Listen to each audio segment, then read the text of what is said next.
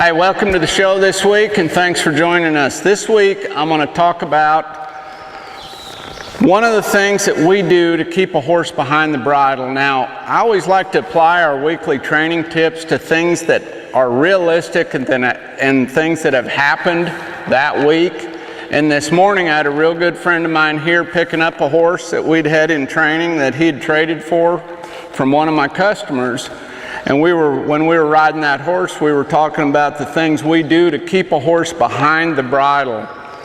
And one of the things that we talked about, and it was an exercise that he said a guy taught him a long time ago, and it's an exercise that I've known of for a long time, but I don't think I've actually talked about it on a tip before. And that is, with these young horses, or any horse that you're riding in a snaffle bit, it's real important that you don't get in the habit of stopping those horses two-handed, meaning putting even pressure on both reins when you go to stop them. Because a horse's natural response when they feel pressure for the first time is to push against it, okay?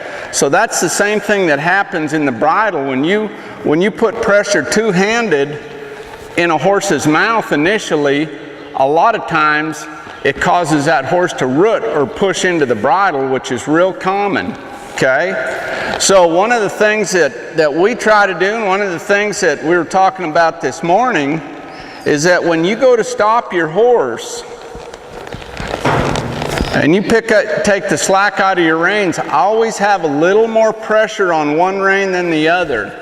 So just like right here, if I'm going to stop this, I'll walk this horse in a circle and I'm going to stop her, but I'm going to use my left rein to stop her and my right rein just to hold her head straight. So I pick up on my reins, and right there I had more pressure on my left rein than my right rein, and so what it does, it breaks your horse down laterally.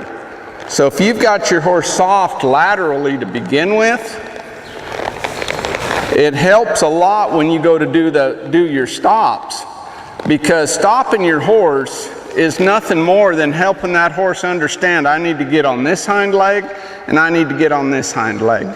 So when you use both hands to stop your horse, a lot of times your horse is going to root or push into that. But when you go to make a stop, if you pick up more with one hand than the other, that horse is not going to brace against you. It's just like when you're going to stop one-handed or doing a one-rein stop, you're stopping the left side or the right side until that horse's feet stop moving, and you're softening that horse in its head, neck, and shoulders and rib cage.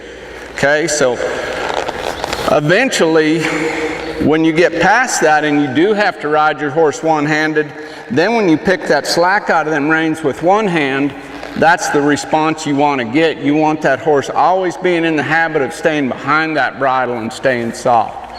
That's our training tip for this week. Glad you could join us, and have a safe week of training.